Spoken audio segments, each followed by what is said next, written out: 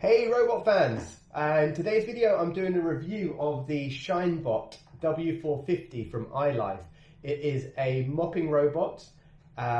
It's usually around about $350. I've already got an unboxing video. You can find a link in the video description below. So I've already gone through what's in the box before. I've had it now for 2 or 3 weeks. I've been using it almost every day. I've run various tests on it, including hardwood floors, including tiles, different substances from milk to oil, just to see how it does. So join me as we take a look at the robot. We'll take a close inspection, see what else you need to know about it, the maintenance of it, and fundamentally, if it is a robot that you should consider buying. So here it is. Let's take a closer look. Okay, so let's just take a look at the robot here. So this is the top of the robot. You can see shiny by name, shiny by nature. It's a very glossy robot. It looks very nice, but if you get turned off by fingerprints, there will be fingerprints on the robot, and it just needs a little wipe every now and again to keep that looking clean.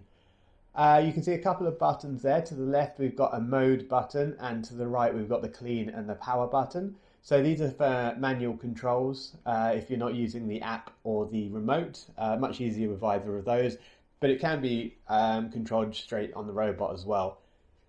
In between those two buttons we have the camera. So this is part of the VSLAM navigation. So while the robot doesn't have smart mapping, what it does have is a VSLAM kind of visual guidance system. So that means that it will always take the kind of smart route around the house. It will know where it is. It will always be able to return to the starting point as well. So it's not going to remember the room layout of your house. So every time you start, it is a new clean, but it is a very smart system for route planning and getting an optimal route around the house. At the bottom there, you can see some instructions, just a really quick reference for how you split the robot, get the water tanks out. And then really nice touch is the handle. This is the handle here, which when the robot's full of water, it is quite a heavy weight to carry. So with this handle, it just makes it really easy and well balanced to move that about. Okay, let's flip the robot over. And underneath here, you can see right away, you've got the rotating cleaning brush here. So you've got the two types. You've got the rough kind of brush part, the orange part there, which is for the scrubbing. And you've got the soft part, which is for the mopping up of the water. Behind that you've got the squeegee, which kind of just runs behind to dry the floor as it goes over. You've got 2 of the omnidirectional wheels there, and you've got a couple of really good sized rubber wheels here. So these are the drive wheels, the rubber grips to the floor. It's important they don't slip being a mop, and so far I haven't really noticed any slippage. So spinning it back over again, here we've got the open the tank, eject button. So this is your water tank, so this is where you've got your clean water in here, your dirty water outlet. Again, you can just keep this easily cleaned and maintained there. A bit more on that later. And then here we've got the brush that easily comes in and out there. And just a bit more information there. It's got a convenient QR code to download the app. And this snaps back into place really simply like that. Okay, so that's the inside and outside of the robot. Let's just check a couple more things and then we'll run some tests. Okay, so let's just check out a couple of measurements here. Let's check the height out here. I can see that it is measuring at pretty much bang on 12 centimeters tall. So it's not small. Robot vacuums these days are around about 8 centimeters, maybe 9. So it's a little bit bigger than your average robot vacuum. And then we've got here, let's take a look at the width. So from one side to the other, we're looking at around about between 27 to 28 centimeters in diameter. So again, that's pretty standard. So it's a bit tall, but not too wide, but very, very acceptable. And I think that falls within the norms. Okay, so let's have a closer look at the remote control and the user guide. So on that remote control, you can pretty much control everything the robot does. You've got your various cleaning modes here. You've got smart cleaning route, so that's its mainstay. That's the one that you'll be using most, where it will use the VSLAM navigation to plan a route around your rooms, cleaning as it goes. You've also got spot clean area, so if you've got a specific area you need cleaned, you can just give it a quick spot clean, maybe I don't know, a milk spillage or something. And then you can also control how many times it does a simple area. So you can set it to repeat up to 3 times, which is quite good, because if you've got stubborn stains, maybe just a once over is not going to do it. So you can set it to clean up to 3 times and also dry up to 3 times. So that's a really useful feature. You can also control the water flow. So you can control with the remote with 3 levels, with the app even more, how much water is going through the machine. So on kitchen floors like tiles, maybe you'll be using more water than on a wooden floor. And then you can also control the brush speed. So if you want it to rotate fast, you can, or slower. That would just give a more in-depth, thorough cleaning. So all of that can be done via the remote or the app. Quick look at the user guide. I really like the user guide. More and more now these days, robots, they don't include user guides. They just got a bit of information and you find the rest online. But this is a really thorough guide. So everything with regards to what the robot, it will be good and not so good, maybe cleaning, so where you need to pay special attention, information about taking it apart, the anatomy of the robot, how to install the charging dock, or what you'd expect to need to know, installing the water tank. I don't know if you've seen the unboxing video, but you can see I struggled with that because I didn't read the instructions first, I should add. And then like the daily maintenance, or the routine maintenance, I should say. As it's a mopping robot, it's not quite the same as vacuums, where they will return to their charging hub. This is got an onboard water tank, dual onboard water tanks, one for clean, one for dirty water. So there's an element of maintenance that's required with this robot, which when you read it here, it may seem like quite a lot on the surface, but I haven't experienced it. I can honestly say it's super simple, well thought out and easy to do. Other than that, there's some troubleshooting tips at the back, which hopefully you won't need. I haven't used them yet. But yeah, very impressive that it's got that full comprehensive user guide. So at this point, I don't really have too much more to add. That's the introduction done.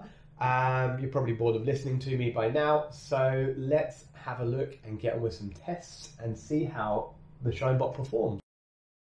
All right, so here we are ready to start test number 1. Let me set the scene. We've just had a really nice relaxing breakfast with the children. They happily ate some cereal. They didn't make them, let's be honest, that never happens. So in reality, we're rushing out the door trying to get to school. I'm shoving some cereal in the face of my kids as quickly as they can. And of course, there's a bit of a mess to clear up. So I've got down here, I've got some milk on the floor from my daughter's cereal. My son decided to have some orange juice this morning, so that's all over the floor as well. But don't worry, I've got a ShineBot. Look, ready to go. So let's turn it on. I'm feeling quite confident about this one. I've got some more tests coming in a bit, but let's turn it on, let it run round, and let's have a look when the floor is finished.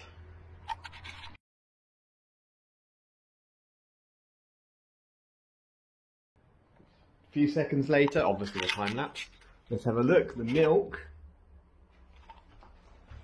has all gone. Oh, there's a little bit there in the cracks. And the orange juice, all gone as well. So, I mean, that was just a one clean. The cool thing with the app is you can set it to go multiple times. Like, I've been using it and I've been having it go over a minimum of 2 times, 2 washes, 2 dries, and I'm confident with a second run that milk would be got. So that is a very good start. So, ready for the next test? All right, so let me set the scene. We've got a birthday celebration coming up and we're making the cake. Now, normally my wife is an excellent cook, she'd make it, but she can't, so she's asked me to help, which means it's a disaster in the kitchen. So, we've got down here, we've got some flour.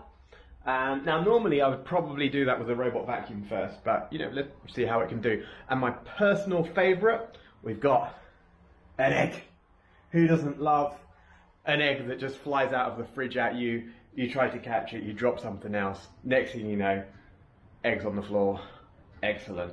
Right, so obviously I'm not going to run a mop over that, so I'm going to give it a quick kind of clean first. So pick up the shell, I'll wipe up the yolk and the first bits, so what will be left is what would be really mopped, I guess, if you're like me, and crap in the kitchen. Alright, so let's see how it does.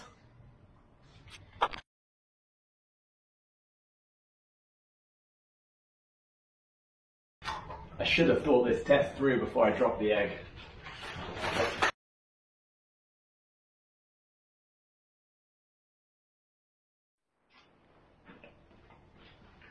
Alright, so while this is actually looking very good already, in the interest of fairness, and what I would normally do, I'm going to give it a second run, so it's going to just be a second once over, and then we'll have a look.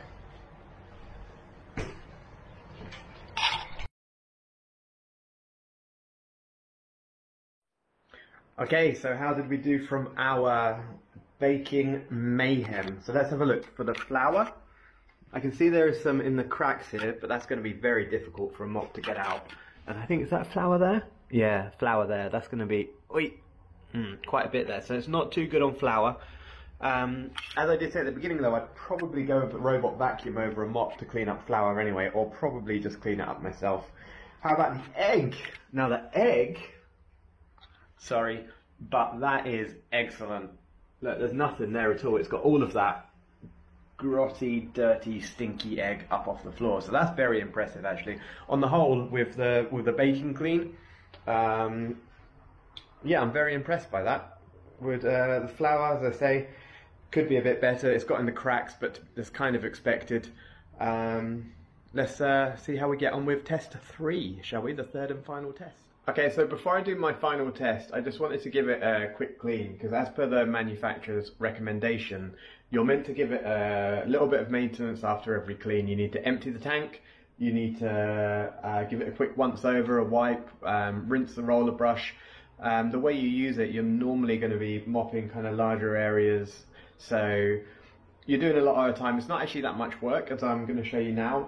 It's really quick and easy to do, so I'm just going to give it a quick bit of maintenance, show you how that works, and then we'll crack on with test number 3.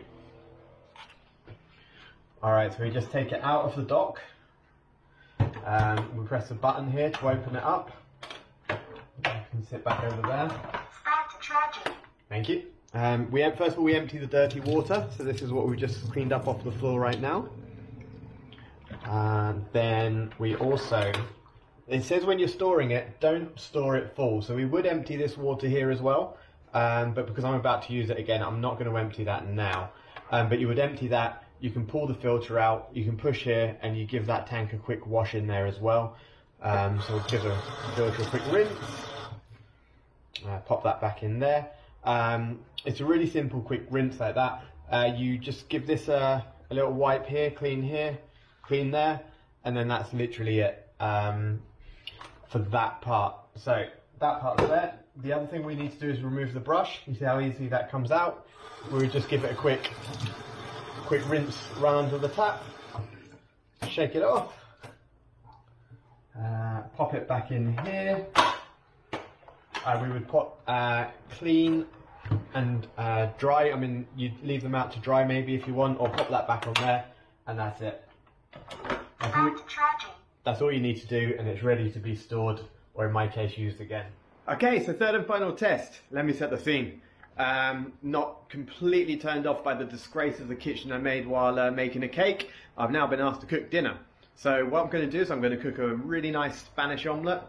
That's a lot of potatoes, it's a lot of oil to go all over the place. And obviously I need a help in the kitchen, so I'm going to be drinking a glass of wine while I cook. You know, I can't cook without a glass of wine. So maybe I drank a bit too much. I got some red wine down here, but the tricky part here, I don't know if you can see, is some oil. Now I spilled some oil on the floor. I've given it a bit of a wipe up, because again, you wouldn't probably put the mop on a big oil spill. You'd clear some up first. But I'm really interested to see how it's going to go with oil. I'm going to give it 2 runs, again, like I did in the last test, and then we'll have a look and see how it's done.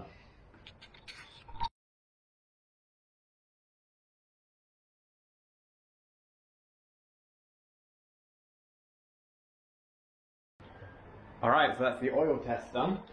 Let's have a look. The red wine was no match at all.